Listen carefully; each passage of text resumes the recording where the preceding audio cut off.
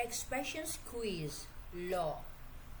It tests comprehension of common English expressions used when talking about the law. Read each sentence and chose the answer with the closest meaning to the words in italics. Number 1. If you break the law, you could be arrested and sent to jail. A. Enforce the law. B. Damage the law. C.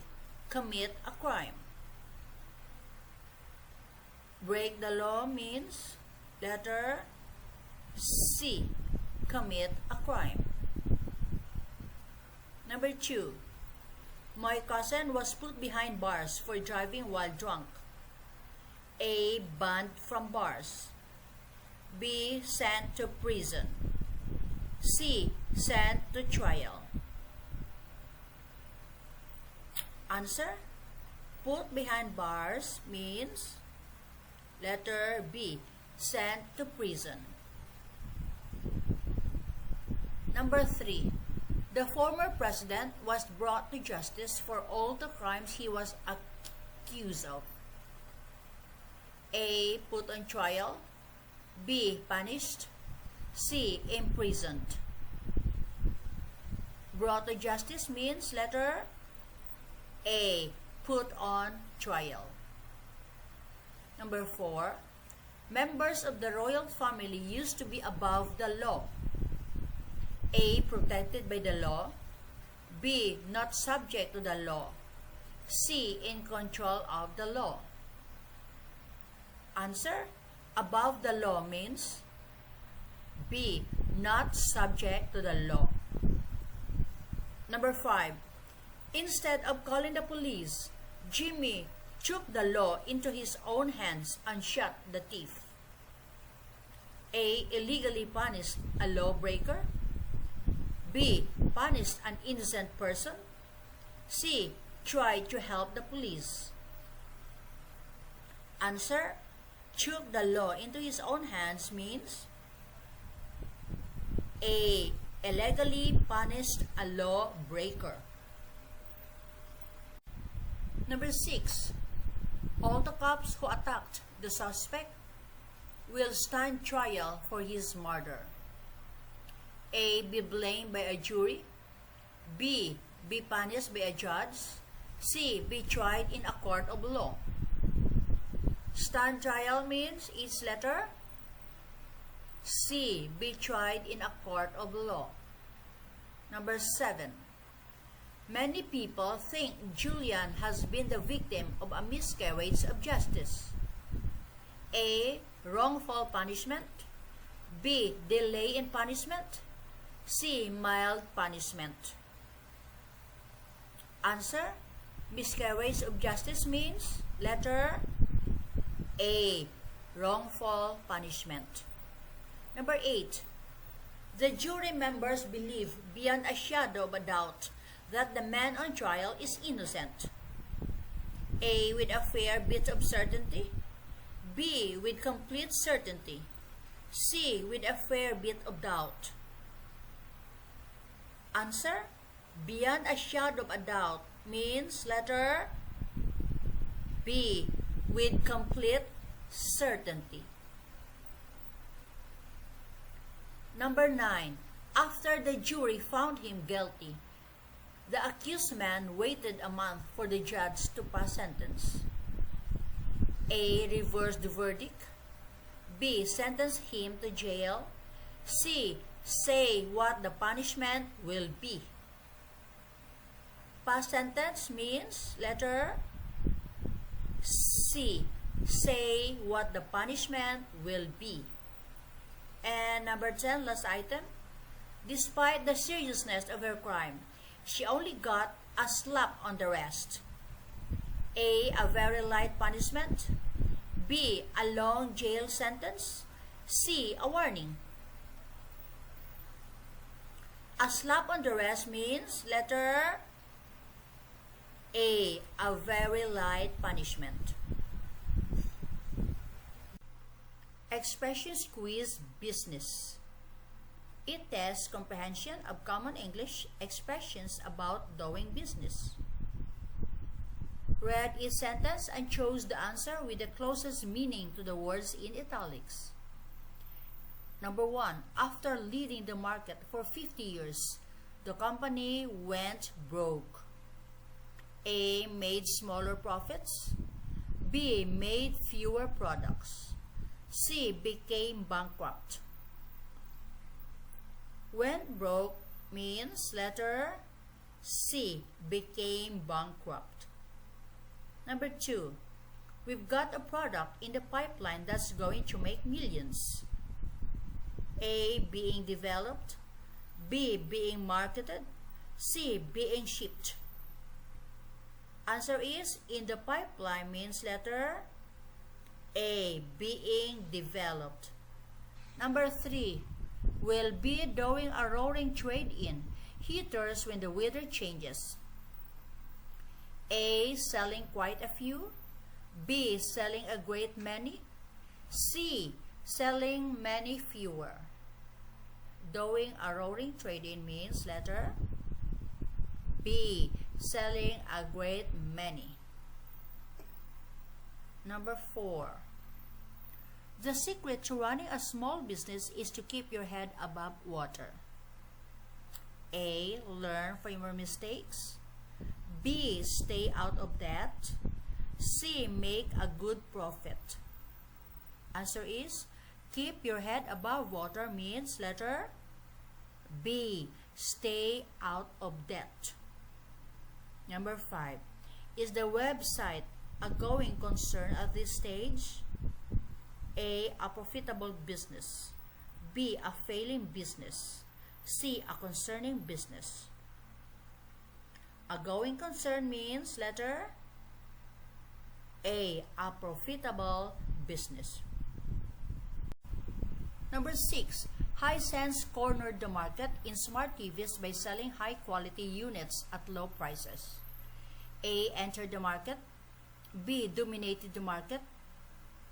C. Improved its market share.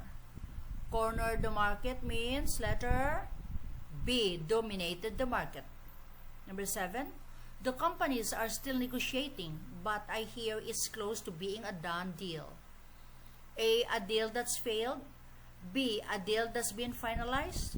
C. A deal that's been terminated. A done deal means letter B. A deal that's been finalized. And number 8.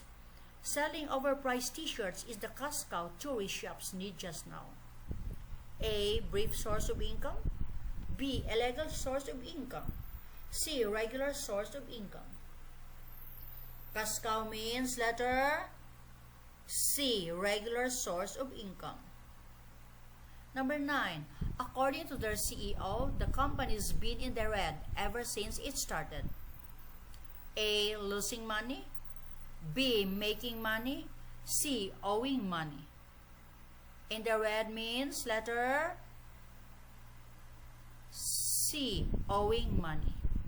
Number 10. Last item. We've managed to keep our business in the black for another year. A. With more money than debt. B. With more debt than credit. C. With more expenses than income. In the black means letter A. With more money than debt. Expressions quiz conflict. It tests comprehension of common English expressions used when talking about dealing with conflict. Read each sentence and chose the answer with the closest meaning to the words in italics. You have 5 seconds to give your answer before I'm going to move on to the next item and give you the correct answer. If you think 5 seconds is not enough, you can pause the video. Number 1. My sister and I were going at it tooth and nail last night. A. Biting and scratching. B. Arguing angrily. C. Screaming loudly. Going at it tooth and nail means Letter B, arguing angrily. Number 2, do you ever take sides if your children are fighting? A, support one against another. B, refuse to support either. C, support both equally. Answer, take sides means letter A, support one against another. Number 3, is getting even with someone who's done the wrong thing to you a good idea? A, getting angry. B, doing wrong in return. C, being friendly. Getting even means letter B, doing wrong in return. Number 4, I've tried to make peace with Jenny, but she's still too angry with me. A, be peaceful. B, be less violent. C, end the dispute. Make peace means answer, it's letter C, end the dispute. Number 5, after drinking too much, Jimmy was spoiling for a fight. A, tired of fighting. B, wanting to fight. C, not a good fighter. Spoiling for a fight means letter B, wanting to fight. Number 6, neighbors who've been fighting for years find it hard to let bygones be bygones. A, forget their past conflicts. B, continue their past conflicts. C, recall their past conflicts. Let bygones be bygones means letter A, forget their past conflicts. Number 7, those countries have been at loggerheads for many years. A, fighting a war. B, closely cooperating. C, strongly disagreeing. Answer is, at loggerheads means letter C, strongly disagreeing. Number 8, if the conflict is allowed to come to a head, war is possible. A, continue much longer. B, slowly get better. C, suddenly get worse. Answer is letter come to a head means suddenly get worse. Number 9, revealing the president's past crimes has set the cat among the pigeons.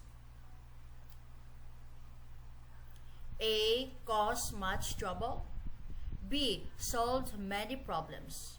C, surprised many people. Set the cat among the pigeons means letter A, caused much trouble. And number 10, last item.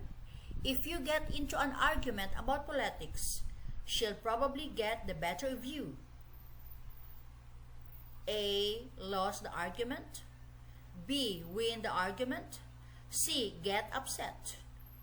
Get the better of you means letter B, win the argument.